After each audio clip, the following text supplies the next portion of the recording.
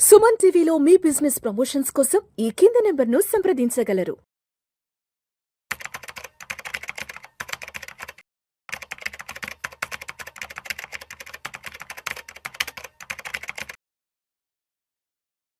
నమస్తే, welcome to Suman TV. నేను విష్ణు. ప్రస్తుతం నాతో పాటు గోల్డెన్ రేషియో ప్రొఫైల్ లలితేంద్రనాథ్ గారు ఉన్నారు. సార్తో మాట్లాడదాం. సార్ నమస్తే. సార్ నమస్తే అండి. సార్, లలితేంద్రనాథ్ గారు లాస్ట్ 1-2 ఇయర్స్ నుంచి ఎక్కడ చూస్తున్నా కూడా ఏఐ బజ్ బాగా క్రియేట్ చేస్తుంది. ఏ రంగంలో అయినా సరే ఏఐ దూసుకుపోతుంది. ఇంక రాబోయే రోజుల్లో మొత్తం ఏఐ ఉండబోతుంది, హ్యూమన్స్తో ఎక్కడ పని ఉండదంటూ కూడా చెప్తున్నారు.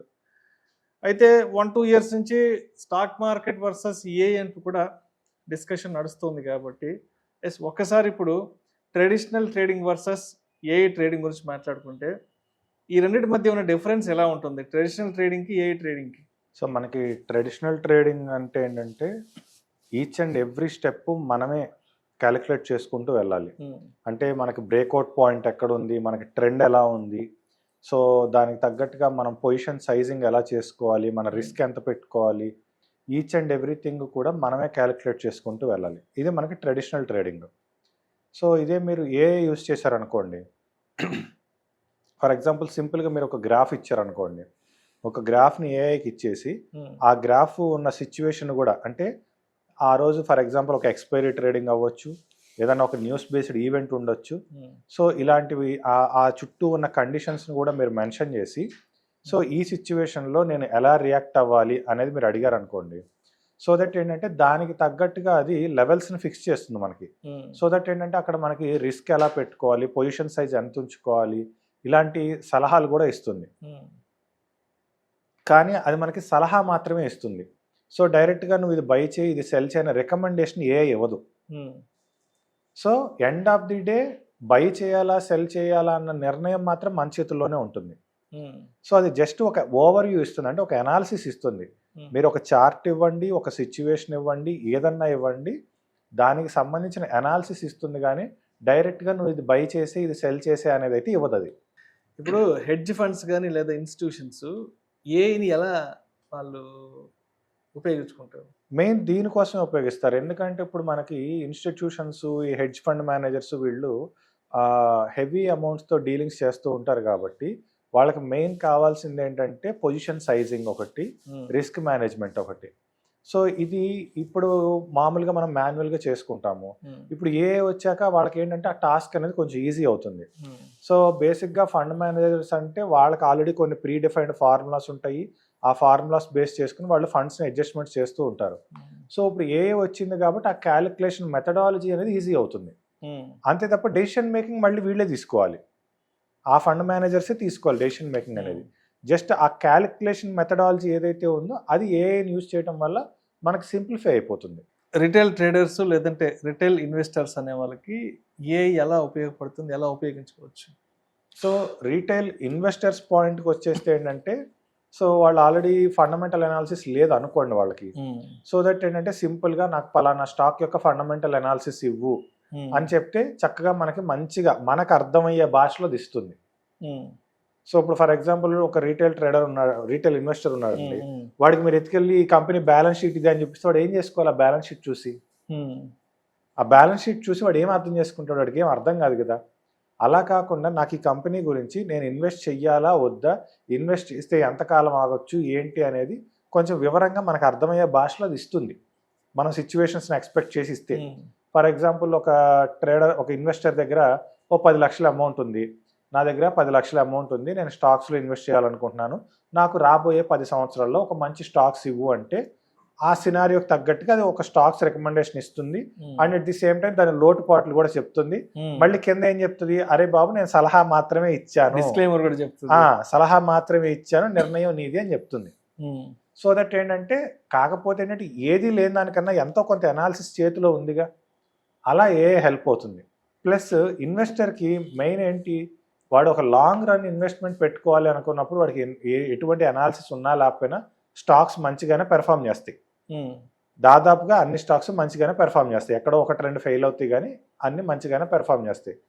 ఇక్కడ మీరు రీటైల్ ట్రేడర్కి వచ్చేసరికి ఏఐను ఉపయోగించుకోవడం బాగా రావాలి చెప్పాలంటే.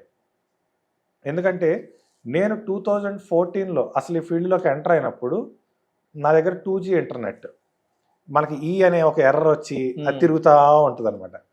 సో అటువంటి ఇంటర్నెట్ ఉన్న టైంలోనే మాకు ఇంటర్నెట్ని యూజ్ చేసి ఏదైనా ఇన్ఫర్మేషన్ గ్యాదర్ చేయాలంటే కష్టమయ్యేది.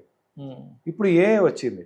సో నాకు పలానా ఇండికేటర్ చెప్పు, ఆ ఇండికేటర్ చెప్పు, ఆ స్ట్రాటజీ చెప్పు, ఈ స్ట్రాటజీ చెప్పు అంటే చక్కగా తెలుగులో ఎక్స్ప్లెయిన్ చేస్తుంది అది. సో మనం నాలెడ్జ్ గెయిన్ చేయడానికి చాలా బాగా హెల్ప్ అవుతుంది.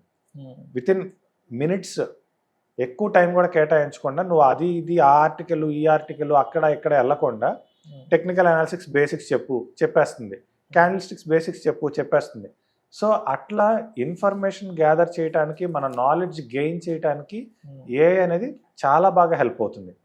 కానీ ఇక్కడ ఒక సోషల్ మీడియాలో వచ్చే ఒక మిస్కన్సెప్షన్ ఏంటంటే ఏఐతో ట్రేడింగ్ చేయడం ఈజీ అయిపోతుంది, ఏఐ ట్రేడింగ్ చేస్తుంది, మీరు అలా డబ్బులు పెట్టి కూర్చోవడమే.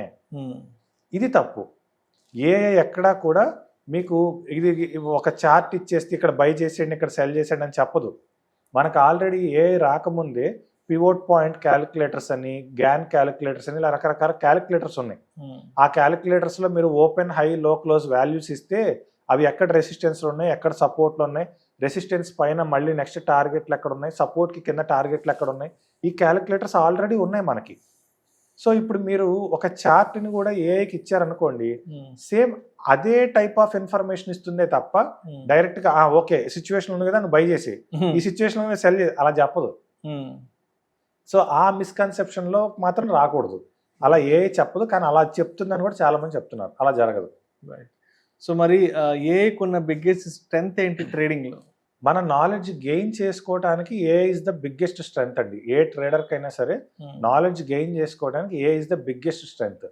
ఇది వరకటి రోజుల్లో రీటైల్ ట్రేడర్స్కి మాలాంటి వాళ్ళకి మేము నేర్చుకోవాలంటే మాకు సంవత్సరాలు పట్టింది. మినిమం 3 years 4 years అన్న మాకు టైం పట్టేది. కింద పడి లేసి అట్లా. ఇప్పుడు అలా కాదు కదా. ఇప్పుడు ఏ వచ్చినాక ఏదైనా సునాయాసంగా నేర్చుకోవచ్చు ముందు. సో ఏదైనా ఒక పేపర్ ట్రేడింగ్ చేసినప్పుడు ఒక ఎర్రర్ వచ్చింది అనుకోండి, అంటే ఒక ఫెయిల్యూర్ వచ్చింది అనుకోండి, ఇదిగో నేను సో అండ్ సో సిచ్యువేషన్లో నేను ఇలా ట్రేడ్ చేశా, నాకు లాస్ వచ్చింది, నేను దీన్ని ఎలా ఓవర్కమ్ చేయాలి, ఇక్కడ నేను ఏం నేర్చుకోవాలి, రాస్తే ఆన్సర్ ఇస్తుంది కదా మనకి. అది మరి స్ట్రెంగ్తే కదా. అంత ఈజీగా ఆన్సర్ చెప్పేవాడు ఎవడున్నాడు? మన ఫెయిల్యూర్కి రీజన్ చెప్పేవాడు ఎవడున్నాడు? ఇప్పుడు ఏఐనే చెప్పగలుగుతుందిగా, ఏదో ఒక ఇన్ఫర్మేషన్ ఇస్తుందిగా. So that is the biggest strength.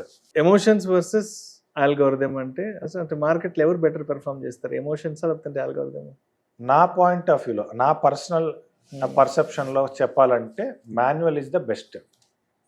Algo ఏం చేస్తుంది అంటే, ఇప్పుడు ఆల్గోలో ఏంటంటే ఆల్రెడీ ప్రీ డిఫైన్డ్ ఫార్ములాస్ ఏవైతే ఉన్నాయో అవి మాత్రమే ఆల్గోకి వెళ్ళిపోతాయి అన్నమాట. సో ఆల్గోకి స్టాక్ మార్కెట్లో మీరు ఏదన్నా తీసుకోండి, one of the best formula back ఎండ్లో రన్ అయ్యేది ఏంటంటే ఏటీఆర్. సో ఆ ఫార్ములా ఎలా రన్ అవుతుంది అంటే, ఫర్ ఎగ్జాంపుల్ ఒక 100 రూపాయల దగ్గర మీకు బై అలర్ట్ ఇచ్చింది అనుకోండి, ఆల్గో బై అలర్ట్ 100 రూపాయల దగ్గర ఇచ్చింది, ప్రైస్ మీకు 150 రూపాయల దాకా వెళ్ళింది. అది మళ్ళీ 150 రూపాయల నుంచి కిందకు వస్తూ 110 దగ్గర 105 దగ్గర సెల్ సిగ్నల్ ట్రిగర్ అవుద్ది. ఇక్కడ 100 రూపాయల దగ్గర కొని 150 రూపాయల దాకా ప్రయాణం చేసి అది 110 రూపాయల దగ్గర 105 దగ్గర సెల్ ట్రిగర్ అవుద్ది. అంటే మనకు వచ్చిన లాభంలో నుంచి 40 రూపాయలు తీసేసుకుందిగా. సో ఇప్పుడు మరి ఆల్గోకి ఇస్తే మనకి ఏంటి బెనిఫిట్? మనకు 40 రూపాయలు పోయింది కదా. సో ఎప్పుడైనా కానీ ఆల్గో అనేది ఏంటంటే, మన ఆల్గోని ఎదురుగా పెట్టుకొని మన కండిషను ఆల్గో కండిషన్ మ్యాచ్ అయిందా అని క్రాస్ చెక్ చేసుకొని నీకు కావాల్సిన సిచ్యువేషన్లో నువ్వు బై చేసుకుని, ఆల్గో సెల్ చెప్పలేదు కాబట్టి మ్యాక్సిమం ప్రాఫిట్ వరకు వెయిట్ చేసి నువ్వు సాటిస్ఫై అయిన చోట ఎగ్జిట్ అయిపోయి మళ్ళీ ఆల్గో సెల్ ఇచ్చినప్పుడు నీకు సెల్లింగ్ ఉందా లేదా చెక్ చేసుకోవాలి. ఇలా క్రాస్ చెక్ చేసుకుంటూ అటు ఆల్గోని వాడుకుంటూ ఇటు మాన్యువల్గాను రెండింటిని పెట్టుకుని వెళ్తే సక్సెస్ రేట్ ఎక్కువ ఉంటుంది. లేదు నేను ఓన్లీ ఆల్గోకి నా డబ్బులు అంతా డిమాట్ అకౌంట్లో పెడతా, ఆల్గోకి లింక్ చేస్తా ఇచ్చేస్తా అంటే ఎండ్ ఆఫ్ ది డే అది నామినల్గా మనకి నెగిటివ్లో అన్న ఉంటుంది, నామినల్గా పాజిటివ్లో అన్న ఉంటుంది. కాకపోతే వర్స్ట్ కేసు లాసెస్ ఉంటాయి చూసారా, మేము అంతా పోగొట్టేసుకున్నాం ఇంత పోగొట్టేసుకున్నాం అని, అటువంటి లాసెస్ అయితే ఆల్గో వల్ల రావు. సో ఇప్పుడు మార్కెట్లో కొన్ని ఎక్స్ట్రీమ్ సిచ్యువేషన్స్ ఉంటాయి. మార్కెట్ క్రాష్లకి సంబంధించి లేదంటే మార్కెట్ వాలటాలిటీకి సంబంధించి ఏదో బ్లడ్ బాత్ ఇలాంటి ఈవెంట్స్ ఉంటాయి. అండ్ ఒక్కొక్కసారి పెద్ద పెద్ద గ్లోబల్ న్యూసెస్ వస్తుంటాయి, యుద్ధానికి సంబంధించిన వార్తలు, ఇంకేదైనా పాండమిక్ సిచ్యువేషన్ వచ్చిందనో ఇలాంటి న్యూస్లు వచ్చినప్పుడు సో ఇక్కడ ఏఐ వర్సెస్ హ్యూమన్ ఎవరు కరెక్ట్గా రియాక్ట్ అవుతారు? ఎవరు రియాక్ట్ అవ్వాలన్నా సిచ్యువేషన్ అక్కడ జరిగిన తర్వాత ఇక్కడ రియాక్ట్ అవ్వాల్సింది. సో ఆ టైంలో రియాక్ట్ అవ్వగానే న్యూస్ రాగానే మాన్యువల్గా కూడా అదే ఫాస్ట్గా అలర్ట్ అవుతారు. మనకి రియాక్షన్ అనేది ఏంటి, ఈవెంట్ జరిగాక మనం రియాక్ట్ అవుతాం అంతే కదా. ఈవెంట్ జరగకముందు ఎవరు రియాక్ట్ అవ్వరు కదా. కానీ ఈవెంట్ జరగకముందు ఇన్సైడ్ ట్రేడర్స్ రియాక్ట్ అవుతారు. వాళ్ళ వాల్యూమ్ ఆల్రెడీ జనరేట్ అయిపోయి ఉంటుంది. సో ఆ రకంగా చూసుకున్నప్పుడు ఏంటంటే ఏదన్నా ఒక ఎడ్జ్ ఏఐకి ఎక్కువ ఉంటుంది, అంటే ఏఐ కంటే ఆల్గోకి ఎక్కువ ఉంటుంది. ఎందుకంటే అది ముందుగానే ఒక సెల్ సిగ్నల్ ఇవ్వటమో ఏదైనా జరిగే అవకాశం ఉంటుంది. రీసెంట్గా మీరు అబ్జర్వ్ చేస్తే మనకి ఈ ఇరాన్ వార్ మొదలైంది కదా. ఇరాన్ వార్ మనకి ఎప్పుడు మొదలైందంటే సాటర్డే మొదలైంది. సో మండేకి ఆబ్వియస్గా ఎవరైనా గ్యాప్ డౌన్ ఎక్స్పెక్ట్ చేస్తారు. ఓకే, వార్ స్టార్ట్ అయింది కాబట్టి Monday market gap down expect చేస్తారు. కానీ మార్కెట్స్లో చాలా సిచ్యువేషన్స్లో చాలా ఇండికేటర్స్ ఫ్రైడేనే సెల్ ఇచ్చేసాయి. ఓకే, ఎలా ఇచ్చాయి మరి అంటే ఇది ఆల్రెడీ ముందే న్యూస్ ఉంటుంది వాళ్ళకి. బిగ్ ప్లేయర్స్ ఎవరైతే ఉంటారో వాళ్ళకి ముందే న్యూస్ ఉంటుంది ఎక్స్పెక్టింగ్ వార్ అనేసి. సో వాళ్ళు ఆల్రెడీ పొజిషన్స్ క్లోజ్ చేసేస్తారు. వాల్యూమ్స్ అన్ని గ్రాఫ్లో వాల్యూమ్స్ రిఫ్లెక్ట్ అవ్వాల్సిందే కదా, గ్రాఫ్లో ఎవరు తప్పించుకోలేరు. అందుకే టెక్నికల్ అనాలిసిస్ అనేది మనకి మోస్ట్ ఇంపార్టెంట్. ఎవరు ఎంత ఇన్సైడ్ ట్రేడింగ్ చేసినా ఏం చేసినా గ్రాఫ్ నుంచి బయటకు వెళ్ళలేరు, గ్రాఫ్లో అది రిఫ్లెక్ట్ అవ్వాల్సిందే. సో చాలా ఇండికేటర్స్ ఫ్రైడేనే సెల్ సిగ్నల్ ఇచ్చి కూర్చున్నాయి. సాటర్డే వార్ స్టార్ట్ అయింది, మండే గ్యాప్ డౌన్ అయింది. మరి అది ఫెచ్చింగే కదా మనకి. అట్లా. Right sir, right sir. Thank you sir, thank you so much.